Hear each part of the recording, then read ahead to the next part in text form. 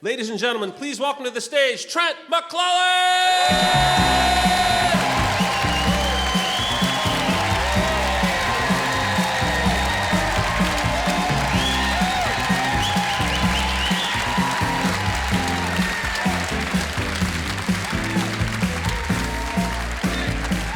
Wow, you sound awesome. Thank you.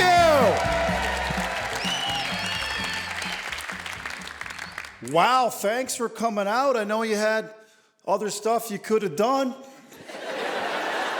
Be honest, how many people had never heard of this venue before? Be honest. That's because I had it built. Just for this special, no one else gets to use it. I'm tearing it down tonight after we're done. Take the chairs with you when you go, too. Take them. Thank you so much for coming out, everybody. If you don't know who I am, I don't know why you're here, quite frankly. Probably thought there was bingo tonight or something, I don't know. I'm Trent McClellan from Corner Brook, Newfoundland. That's where I'm from, everybody.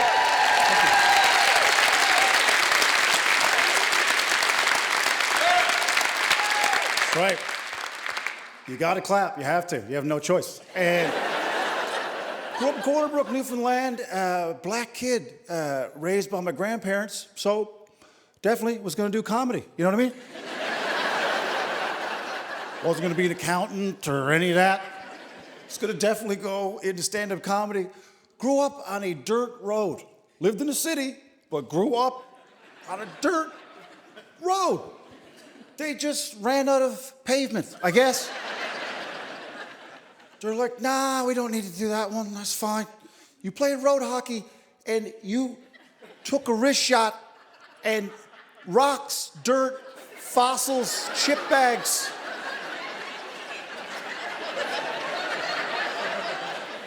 Struck the goalie. We would blind goalies every winter.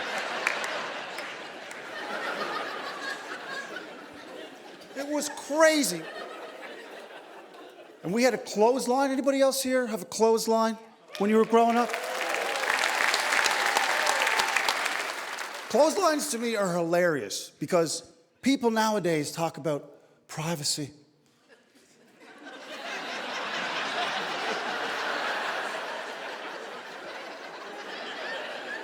Online privacy.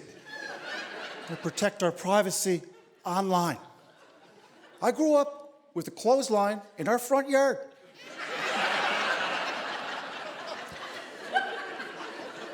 And everything you wanted to know about a family was on the clothesline.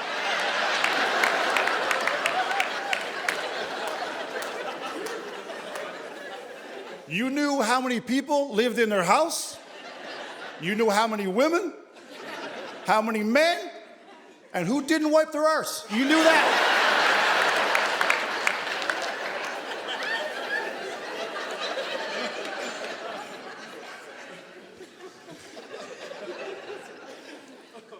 Amazing, amazing. Sometimes the wind would be so high, it would blow clothes off the clothesline, and little black me would have to go to the neighbor's house and ask, did my grandmother's bra come down here?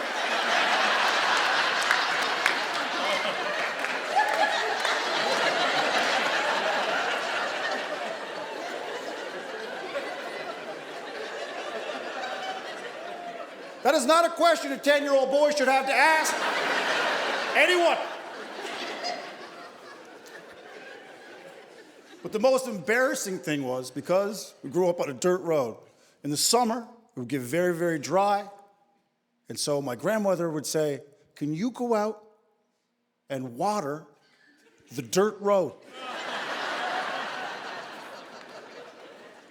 So that dust doesn't blow on to the clothes on the clothesline. So again, little black me,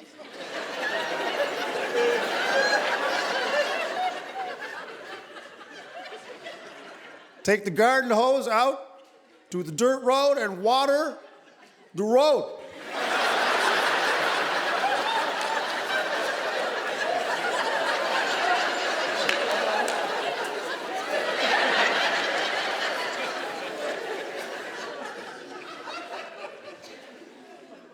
One time, a woman drove by. She stopped. She put down her window. She went, "Oh, my love, flowers will never grow there."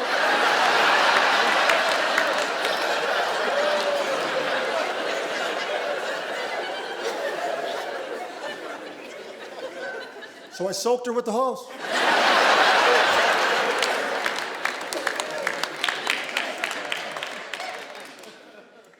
It was a weird time. Answers were very distinct, you know?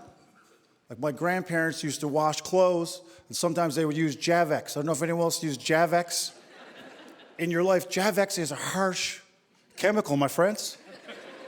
I love the concept of Javex. It's like, you can't stain fabric that's not there.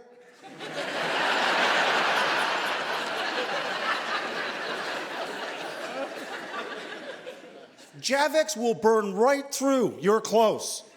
Like, she used to wash my white tube socks in Javex, and I would go to put them on, and they would just snap in half.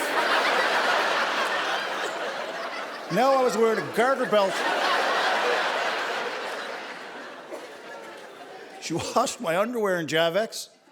One fart, blew apart.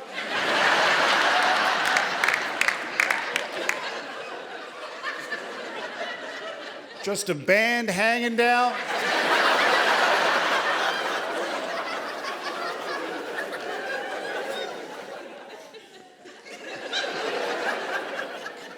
It's a wild time, wild time.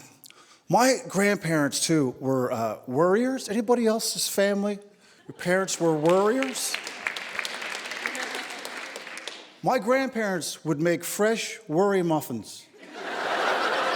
Did you have worry muffins when you grew up? They weren't an actual baked good. They were just worries and anxieties that would be projected onto me on a daily basis. I was just asked to carry around fresh worry muffins made daily. There was worry muffins left over from yesterday. Stuff like, "Oh my God, you better put on clean underwear in case you're in an accident."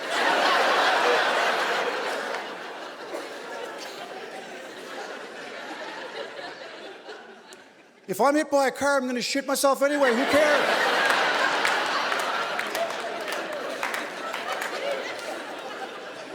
Why are we worried about the state of my drawers? Well, my grandmother would say stuff like, "I don't know what we're gonna do if the furnace goes."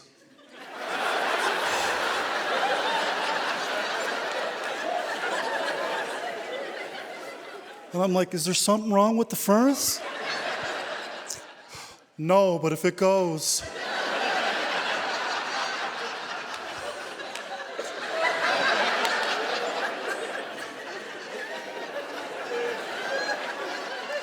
By the time I came along, my grandparents were retired. I didn't know what retired meant. I didn't know that was a thing you could do, right?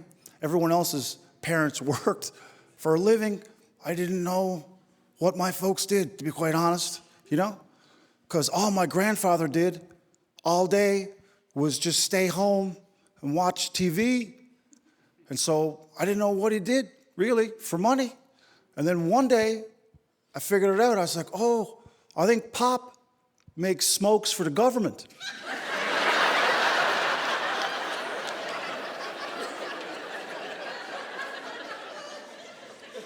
Because that's all he would do all day is sit down with a tub of tobacco and a little mini cigarette making machine. I don't know if your folks had that. They opened it up like a gun, like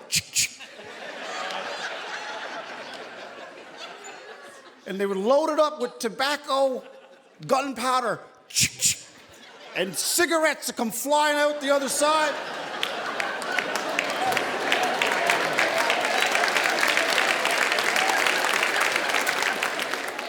And they would start stacking up little cigarette logs. Sometimes he would ask me to help. I was like, "Oh my God, arts and crafts, this is awesome." Now I'm making cigarettes for the old man. That's all he did all day. And then once a month, a brown check would show up in a brown envelope from the government of Canada.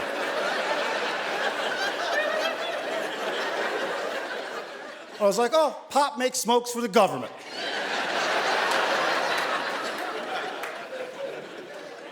Went to the dentist back in the day. I don't know if you had this experience. My dentist never wore gloves. Raw dog dentist, that's what I had.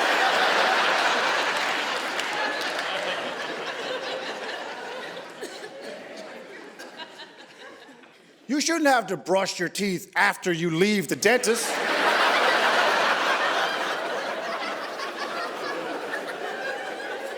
Oh my God, you could taste the aqua velva on his hands.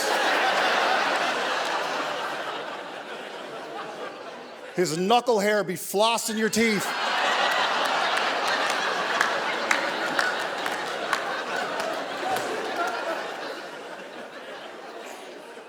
Nobody cared, we all survived.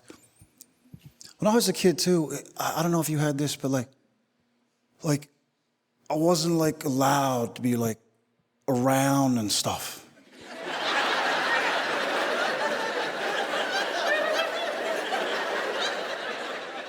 Do you know what I'm talking about?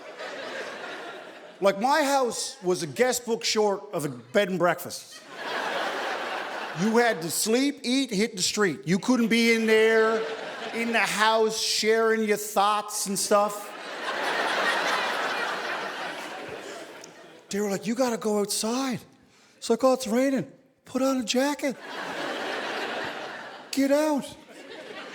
Don't want you in here dirting stuff up and stuff like that. Get outside. That was the deal. You couldn't be around. Just go, like, away all day. And when it's nighttime, come home. It was crazy. It was so bad. Everybody who grew up in my generation, you had to make alternative housing.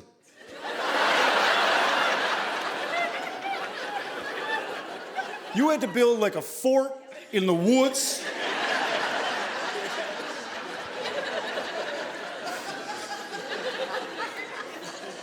Or some kind of tree house or something, because you didn't have anywhere to go in the daytime.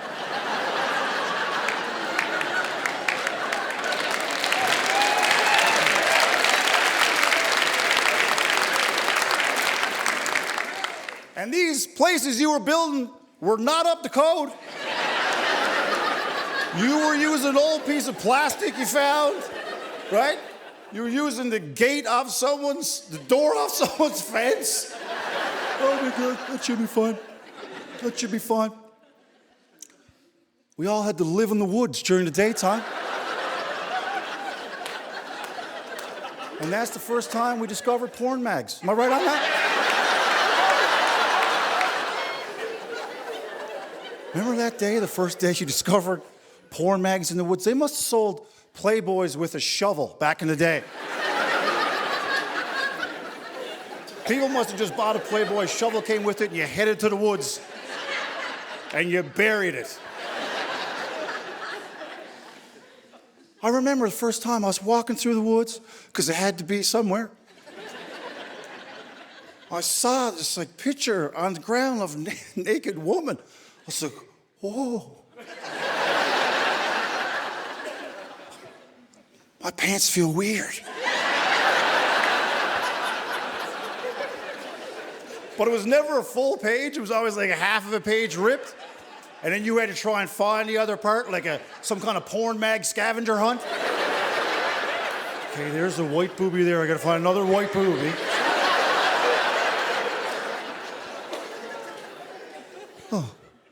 Oh, what's that? Oh, that's bigger than mine.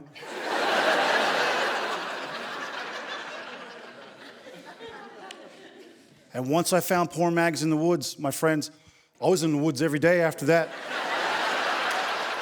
My grandmother was like, oh my God, he loves the woods. He loves the woods. He just loves nature. He must love nature.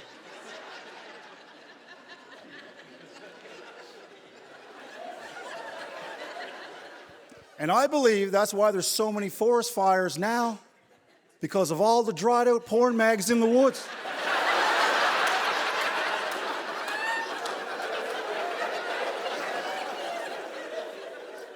Sometimes you didn't have anyone to play with. Remember that? You didn't have anyone to play with? They're like, well, just go make a friend. Just go on now, go make a friend. That's why we started making imaginary friends. Like literally make a friend. You better be an outdoor friend. Because you won't be in here today.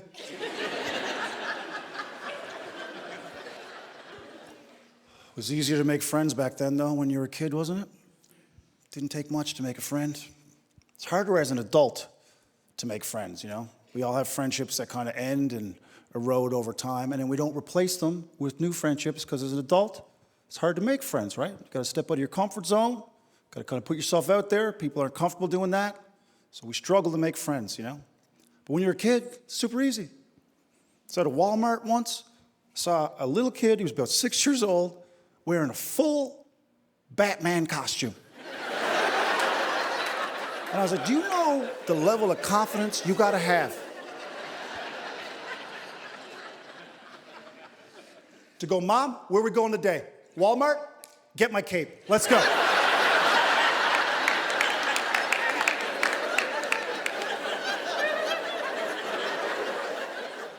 The confidence, and he was doing like somersaults down the aisle, totally oblivious to the world around him, felt no judgment whatsoever. I was like, that's amazing, amazing. Kids just don't care, they're not self-conscious, right? Another time, I was at a public park, I was with a friend of mine, and we're laying there on the blanket, and my friend, she has like her 6-year-old son, they're sitting there too, he's just kind of having some snacks or whatever. We're laying there, all of us are talking, and then all of a sudden, this other kid blows out of a bush. Blows out of a bush, comes right up to her son and goes, hey, did you want to race me to that tree? And her son goes, yeah. And then both of them shoot off, racing down to a tree, high-fiving, friends for life, just like that. I challenge any of you tomorrow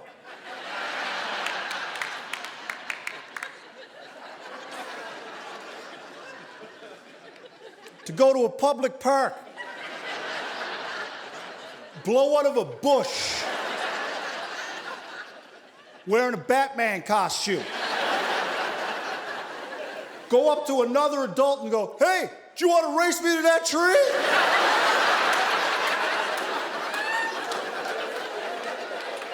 You're not going to have a friend for life. You're going to have a criminal record. It's what you're going to have.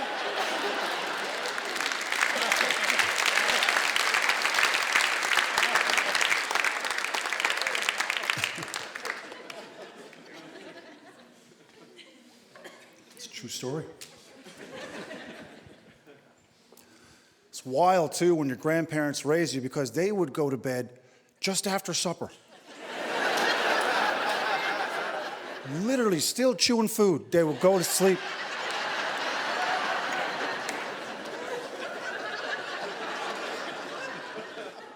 Finished watching the news, it was out like a light. Why? Because they were getting up at 12:15. They were both retired and they would get up at midnight to start their day.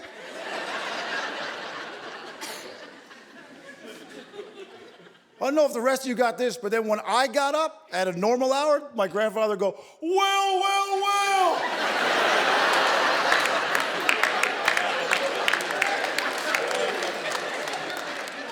Look who's up. Sure, the day is half over. Here's what I did. I got on the roof and re-shingled the house. Took up all the grass out of the front yard and re-sodded it, and then I watered it all. I'm like, it's 8 a.m. What are you talking about? It was insane. They would do this thing too. Did you have this when you were a kid? They would walk into your room and just rip the blankets off you. So you could start the day with panic.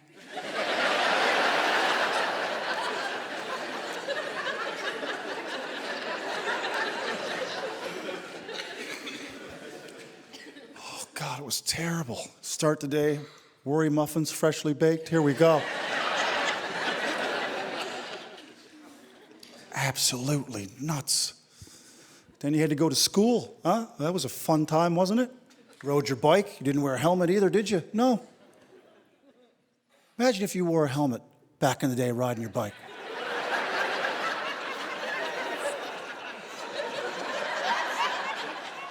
You're going to need that helmet because you're going to get the beans beat out of you every day. Safety first.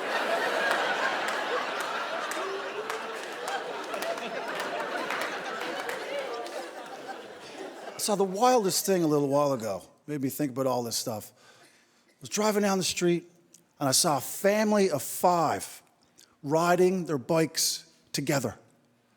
And I was like, what are you doing? When I was a kid, the parents gave you a bike so you could go away. This is a family of 5 riding their bikes together. Family of 5. The husband and the wife were sharing a bike. They were on one of those tandem bikes. And the wife was in the front with the real handlebars, and the man was in the back with the fake ones that don't actually steer or anything. And he was just looking at the back of her head the whole time as they were riding. I'm like, who shares a bike as a couple? I'll tell you who. The same couple that would share a Facebook account.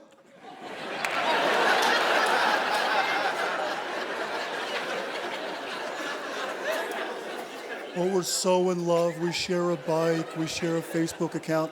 No, you're not in love. You're in shit, okay? One of you got cheating, and now you share a Facebook account.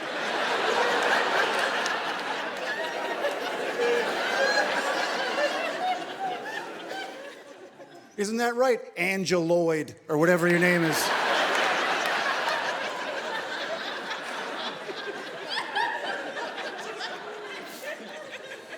That's why you're on the back of the bike, bud. Because you used to drive on your own, but you came home with glitter on your face, and now you're on the back of the bike.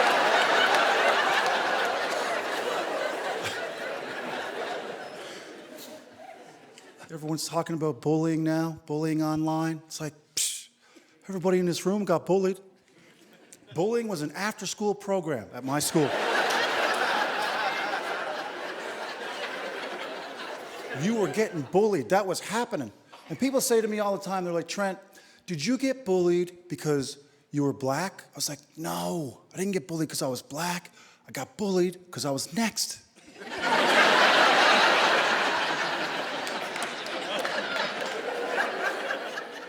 Everyone got bullied. It was just your day. Kid with the freckles, skinny kid, black kids getting it now. That was just the way it worked. I think the bullies had all the names in like a big drum or something. And they would just roll it and then go like, yep, Black Trent's getting it. All right, let's go. And it was happening, and it was weird how it would happen. You'd be at your locker in the morning just trying to remember your combination. You're like, it was 31, no, left, right, no, right, no. Anyway, I don't know. And then some classmate would come up to you and go, oh, yeah, just so you know, Rex Shepard's going to beat you up after school.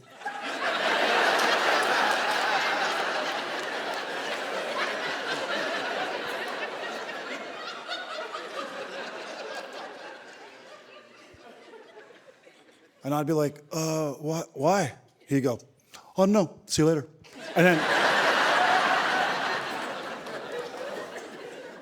And then, once those wheels were in motion, there was nothing you could do to stop it. Absolutely nothing. I went up to my teacher one time. I was like, Mr. Carey, I'm going to get beat up after school. I'm going to get beat up after school. What am I going to do? And he goes, I can't make it.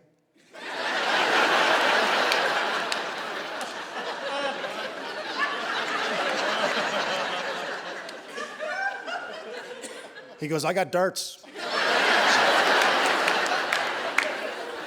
Tomorrow I can make it. If you get beat up tomorrow, I can make tomorrow. We were set up to fail, as far as I'm concerned, in schools. Set up to fail. recess time. Did anybody else have this? Recess time, 10:15 in the morning. Let's have some fudgicles, ice cream sandwiches. Let's have some pure sugar at 10:15 a.m. And then my report card would say stuff like, Trent struggles to focus.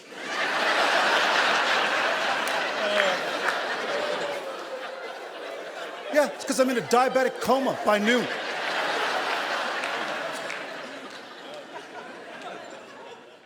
Recess one time, I thought the staff room was on fire.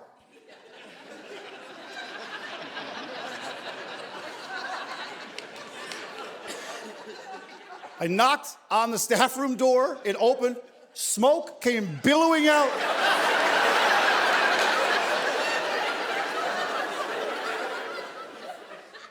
I was like, do you need me to call the fire department? What is going on in there? Teachers are in there chain smoking while we're getting diabetes. That's what was happening. And no one cared. Nobody cared. Getting older now, too. Oh, man, starting to feel it. Anybody else starting to feel the age? Yeah. So if it hurts, don't clap. Save yourself. Starting to feel it. I feel like this. This is my thesis. If you have more than one body part, if you have two, one of them's bad. Like after 40, everyone has a bad knee. At least one bad knee. You describe it as something's after letting go.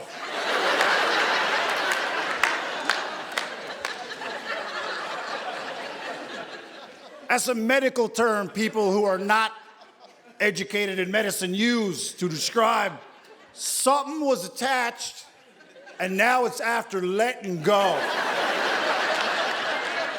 That's the best I can come up with.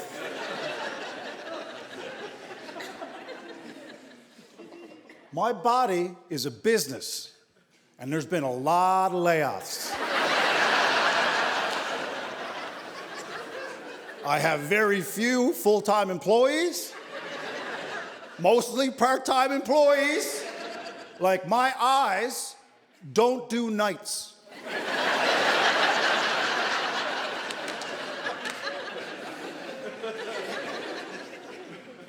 I spend most of my day putting glasses on and taking them off, trying to see stuff depending on how far away it is from me. I take off my glasses so much, I now have optic elbow because I do this so much.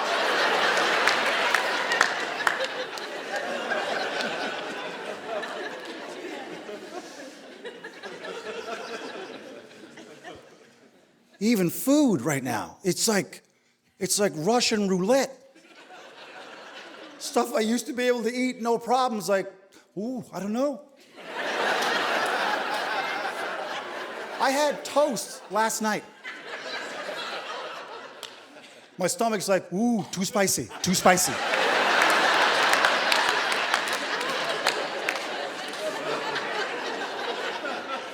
Was there butter on there? I don't know, we can do butter.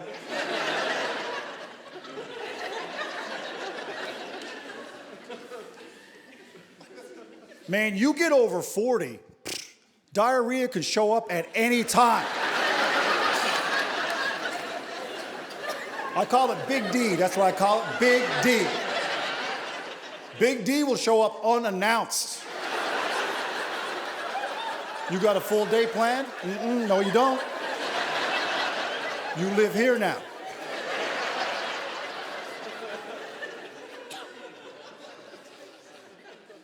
You ever get that rumble? You're like, I can't be here. I'm gonna go on home there now. Catch up with you later. There's always signs, too, that someone's had diarrhea. Not that, not that. It's disgusting. Get your minds... There's always subtle signs that someone has had diarrhea. And I'm a comedian, I'm trained to notice certain things in the world. And you've all seen it, you just didn't know that that was a sign that someone had diarrhea. And this is it.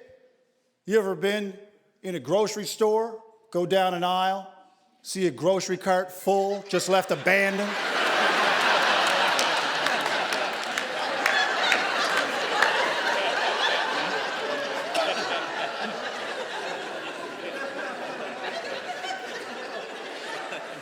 You think that was planned, do you?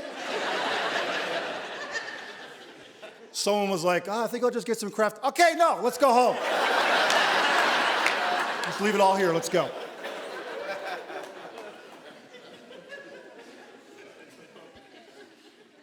You ever been driving down the highway? See a car on the side of the road, hazard lights on, no one in it? That man didn't run out of gas. That man had a problem with his ass.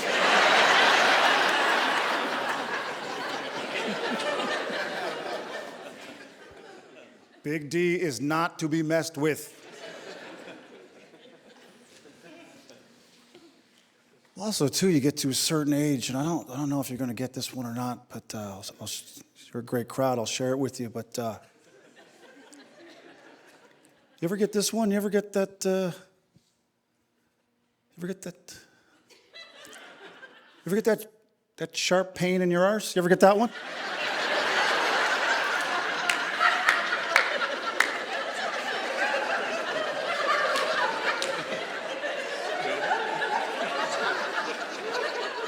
You know the one I'm talking about? That sharp, I call it the straightener. You ever get the straightener?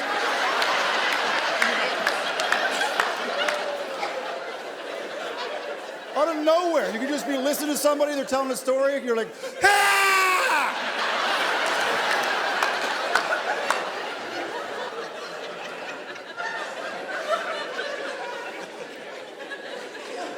Like lightning went right up your arse. You're like, but you don't say anything in the moment, you just keep listening like, Inside you're like, ah!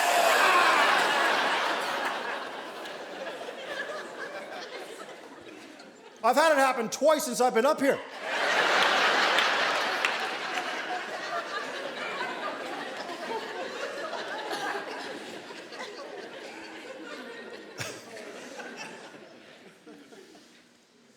Oh, man. There's another pandemic coming, too.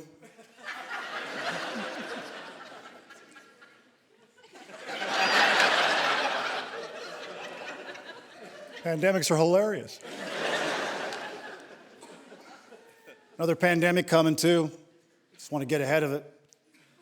And that pandemic is that it's going to be a shortage of reusable grocery bags because they're all at my house.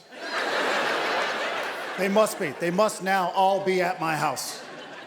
That was never the plan. I never planned to collect them all, but I do have a closet packed full of reusable grocery bags. And that must be the whole set. When you collect the whole set, you don't get anything for that. The Prime Minister doesn't call you and go, congratulations. You just have all the grocery bags.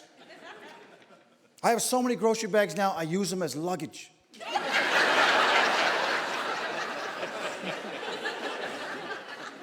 I lost my bags once, they were like, what do they look like? I was like, well, they're green with Sobeys on it.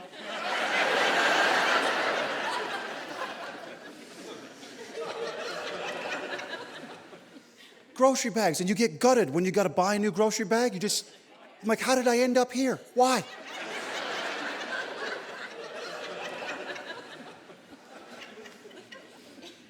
I'm that guy too who likes to keep all the receipts in the bottom of the old grocery bags, just in case I want to return bananas from 3 years ago.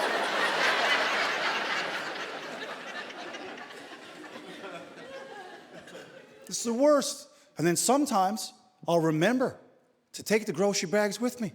I'll drive to the grocery store, I'll get out of the car and leave the bags in the car. Just took the bags for a drive, apparently. Get them out of the house.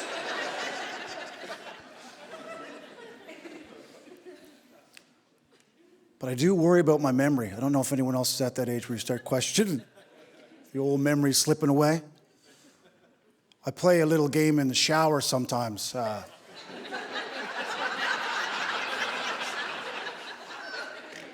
don't know if you guys play this game in the shower. This is a game I call, Did I Wash That?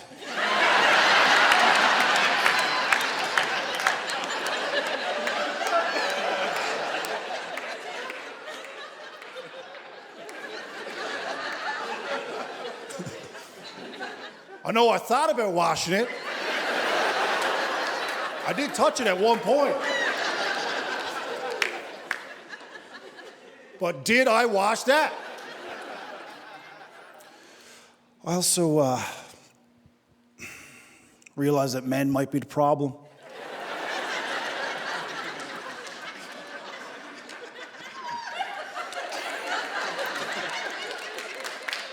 Wow. Okay, all right. Clearly you agree. Okay, all right. You know, you just realize, like, men, we've been in control for a long time, and, like, it's not going too good. Kind of driving the world into a ditch, you know? I don't know what's going on. It's weird. People were worried about the pandemic and how it started. I'm like, a man had to start that for sure. Because a lot of men are still not washing their hands in public restrooms. They're not. Some of them don't even go near the sink after they use the bathroom. Some of them will just wet their hands and run it through their hair. Oh, yeah. Now they're clean, bud. And that's why I propose disposable dick mittens.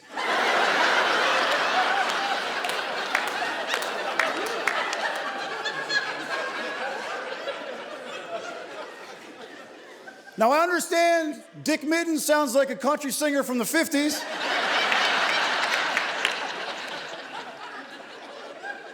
Ladies and gentlemen, give it up for Mr. Dick Mittens, everybody.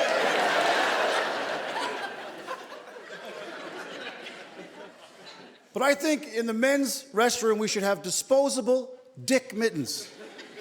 It's a dick mitten dispenser on the wall. And fellas, here's your options when you go in. You go into the restroom, you put on a nice pair of dick mittens. You handle your junk, you do your business, you take off your dick mittens, you throw them in the garbage. You're done. Or you go into the restroom, you barehand your junk, you do your business, and then you put some dick mittens on, and you wear those things for the rest of the day.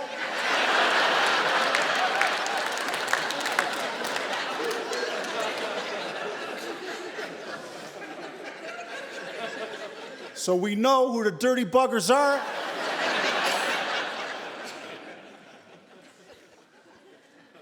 Also, too, I realized, like, maybe I'm not a good person. Have you had that realization yet in your life? That maybe I am the problem? Like, you ever like something and you feel bad for liking that thing?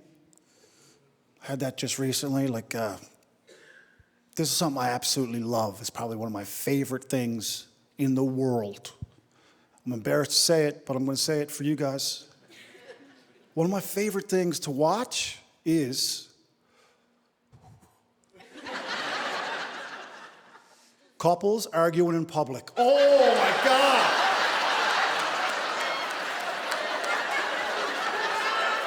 I love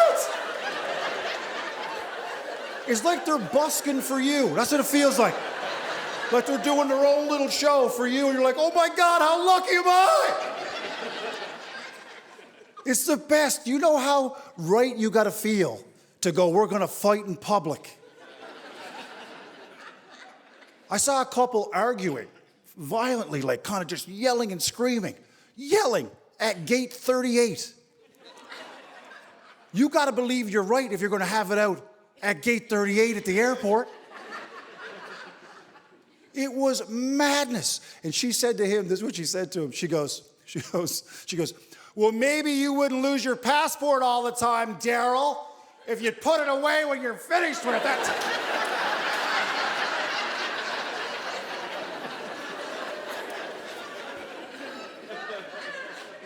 Fellas, did you feel your taters go indoors on that one?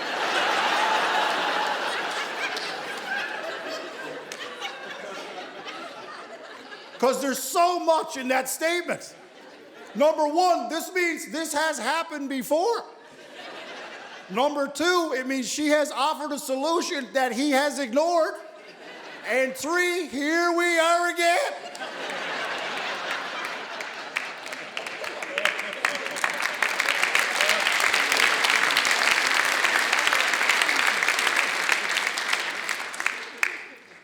And so I'm listening intently now. I'm all in. I went and got snacks. I came back. I'm all into it. And then I'm like, what's he gonna say? What's he gonna say? So he does this classic. He goes, oh yeah, like you take such great care of your stuff. Classic, right? He's losing the particular. He goes broad, right?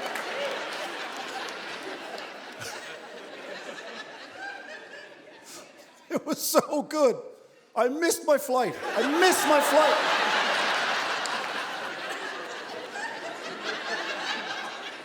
When they were done, I clapped. I clapped. Unreal. Do you guys have another show? Do you have another show? Is there a late show?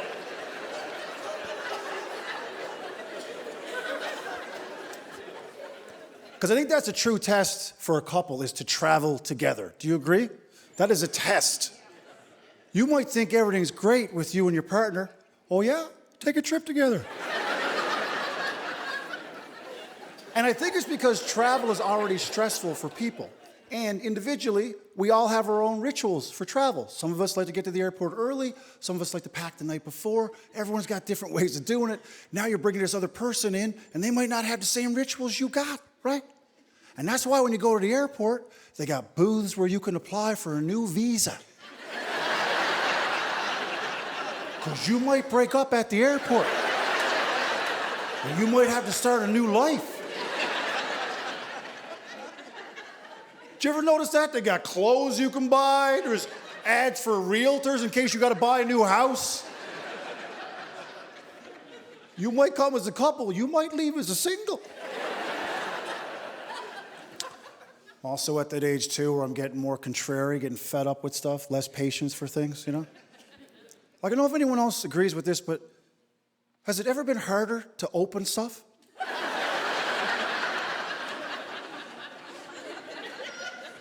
Like, I never swear more in my life than I do when I'm trying to open something. About a little small pack of pineapple, like a clear plastic pack of pineapple with the little lid on the top of it. You gotta rip the little thing. It cuts the hand off you too, by the way. Razor sharp. Trying to get this thing open. The pack itself cost $50 for pineapple. They had financing options to buy a small pack of pineapple. I had to start using oven mitts, trying to open this.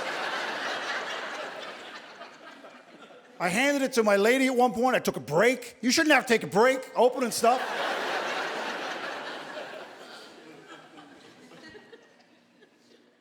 I remember, too, years ago, all your cutlery and stuff would just be in a drawer, right? Forks, spoons, knives, all in a drawer. Then stuff got a little bit harder to open. They had to start putting knife blocks on your counter. Give you a series of knives so you can start opening stuff. Then they added scissors to the knife block because knives weren't enough to open everything you had. One day, I couldn't open something up, this plastic case thing, I couldn't open it up. So I went to buy some scissors to open it up. The scissors came in a plastic pack.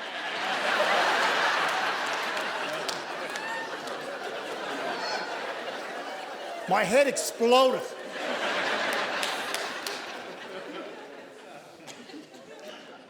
I bought a pack of new razors once. I couldn't open it up. It was so sharp, I just used the pack to shave.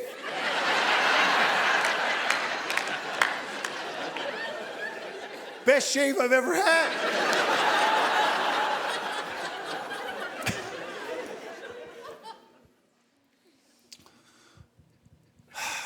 In a great relationship now, too. Thank you. Thank you. No, I deserve it. I deserve it. In a great relationship, she's brilliant. I mean, she's got She's got her master's. I mean, she's working on her PhD. She's got her own company. She's an entrepreneur. She's a leader. She's got a podcast. I mean, like, she's doing all that stuff, you know? And I tell jokes about diarrhea, right? So it comes together. You see how it works. And it's weird to be a guy these days. You don't really know what the rules are anymore in life. It's like we realize we've been messing the world up. The world's changing. You got to change your behavior. You got to change how you think about things. And I was reading this article online with my lady one time, and it said sometimes when a woman's really in love with a man, sometimes she will like him in the bedroom to make her take it.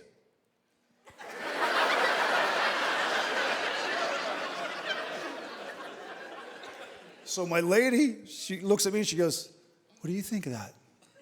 And I was like, "Psh, I mean,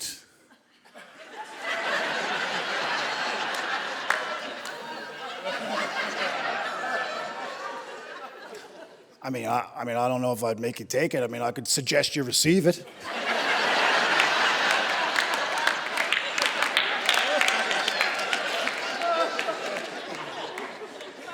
I can't even make you take a multivitamin. So, I mean, my lady, too, I don't know if anyone else's partner does this. The second we go to watch something, like Netflix or something, she's asleep immediately. Like the second the Netflix thing comes up, gang, she's out.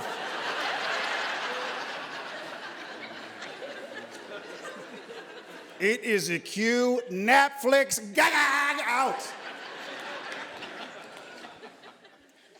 And then you get stuck in this position where you're like, you really want to watch the thing, and you're like, what do I do? This one's out like a light. Should I wake her? So you just keep watching it. I'm going to watch this thing, whatever. Then she'll wake up 20 minutes later. What? How, who? What, was he the killer? What? Did they get him?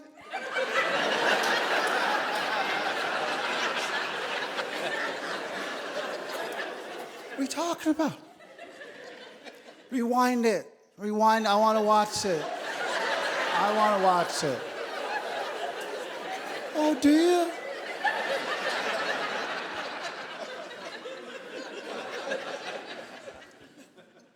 So then I rewound it. We get back to the same spot. Guess who fell asleep again?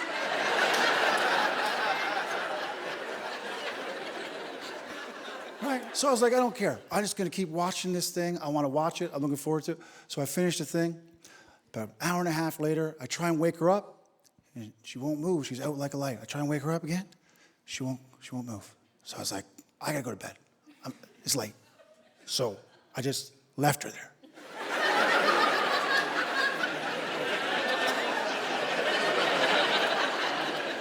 Now I know.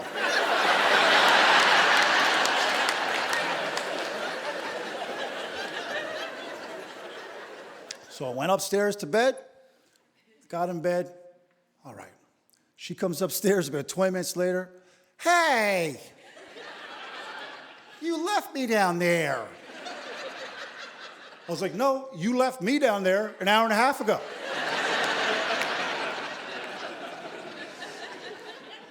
I was like, I tried to wake you up.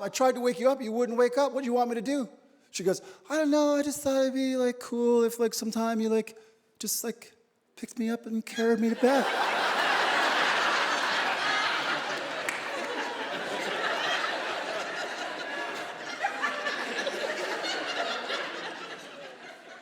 I was like, why? So we can both fall down the stairs?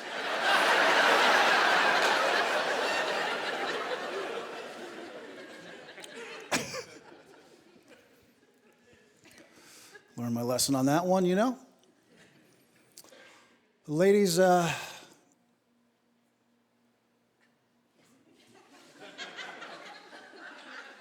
you come at us different, you know? You just do, you come at us different.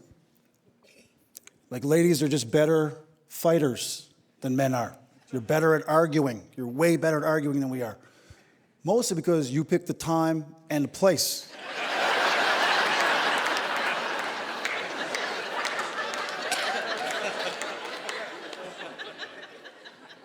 We don't see it coming, do we, fellas? Women, for some reason, love to bring up sensitive stuff when you're tired at night. Fellas, you ever been there? You go in the bathroom, you're like, yeah, man, just gonna go in there and brush my teeth. You're brushing your teeth, and you're like, this was a good day today. We had a great day today. I am so in love with her. I didn't do anything wrong.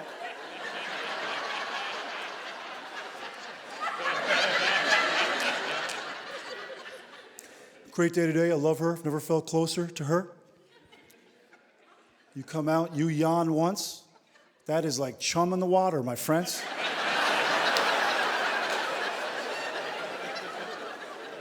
You're getting tired. She's getting topics. You go in, you lay down. She's laying there next to you, right? All of a sudden, she's one of these.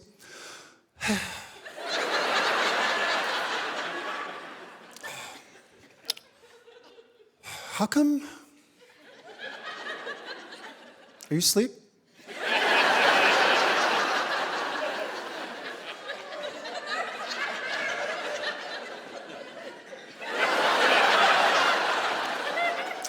How come 3 years ago when I wore that red dress, you didn't say I was beautiful?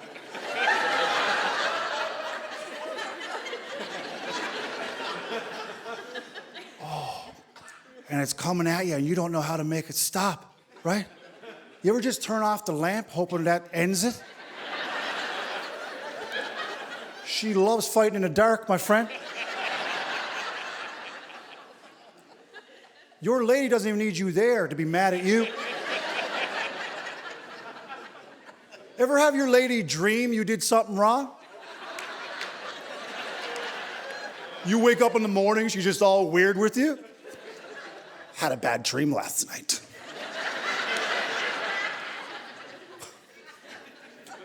Had a dream we were at Banana Republic and there was a really hot girl working there and she was flirting with you and you were flirting back.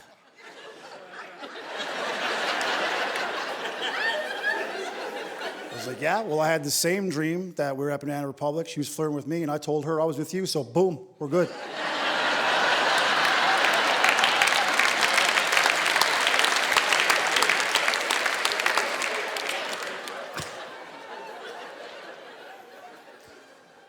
But you're better at it, ladies. You're better at arguing, right? Get in bed at night and the topics keep coming. They just keep coming. You don't even know where they're coming from. You're like, surely that must be all the topics. Oh, no. There's more topics. And then I figured it out.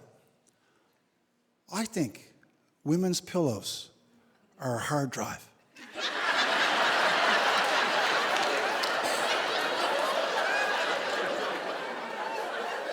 And when they lay their heads down, it uploads topics into the head. And I'm gonna be honest with you, every time she leaves the house, I go upstairs, I go up to that pillow, and I kick the shit out of that pillow.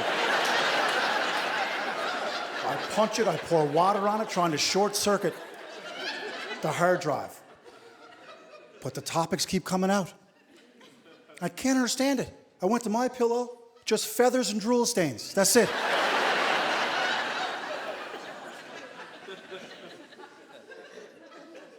And then I pull back her pillowcase.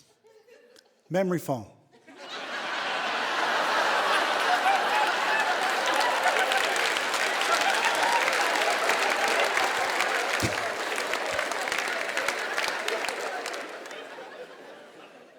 Didn't know where that one was going, did you?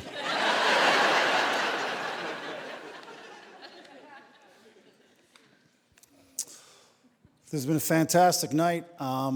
You first start doing stand-up comedy. You don't do stand-up in places as lovely as this for crowds as great as this.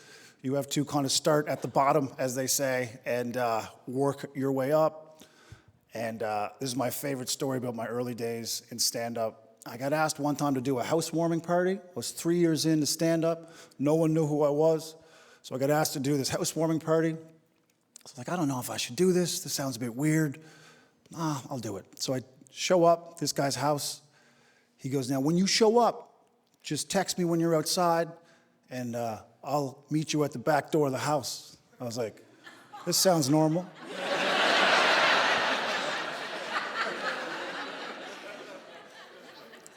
So I text him. I go around to the back door of the house. It's a nice house, newer house. He opens the door. He's like, hey, man, come on in. He's like, just so you know, no one knows I'm having a comedian tonight. It's going to be a surprise for them. I was like, oh, okay. Just for the record, people, no one likes surprise comedy.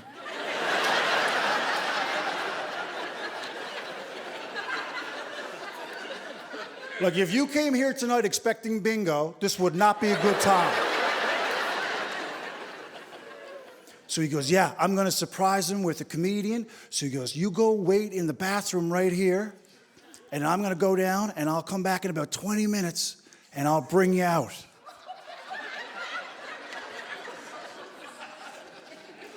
So now I'm in this stranger's bathroom, just going through his medicines.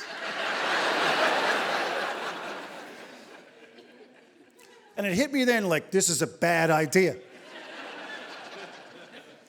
So 20 minutes later, he comes down, knocks on the door, he goes, okay, we're ready. So I come out, I follow him down the hall. I have no shoes on because I left my shoes at the front door, and it's weird to do comedy in your sock feet. We don't do it for a reason, because it feels weird.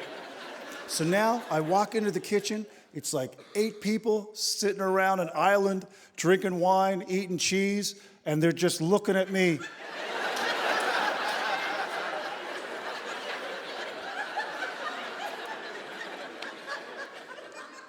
And I'm just standing there in front of the fireplace, like, no microphone, just...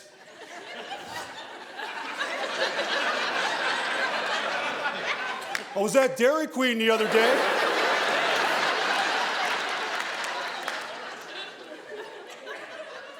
And I could tell by their faces, they didn't understand what was happening. And they must have also been thinking, how long has that black man been in the bathroom?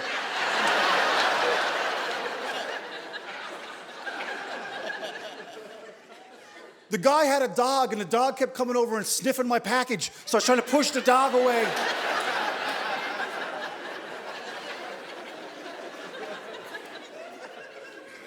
30 minutes I had to do.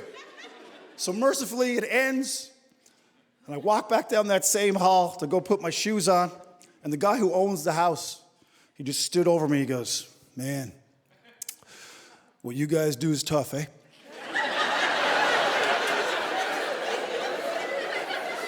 And I'm putting my shoes on. It felt like a one-night stand had just ended.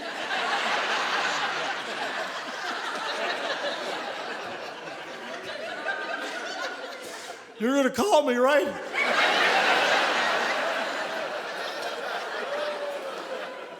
I got out my car and I just felt terrible about myself. I felt so bad. And the only solace that I had was that I did number 2 in his toilet. And I never flushed.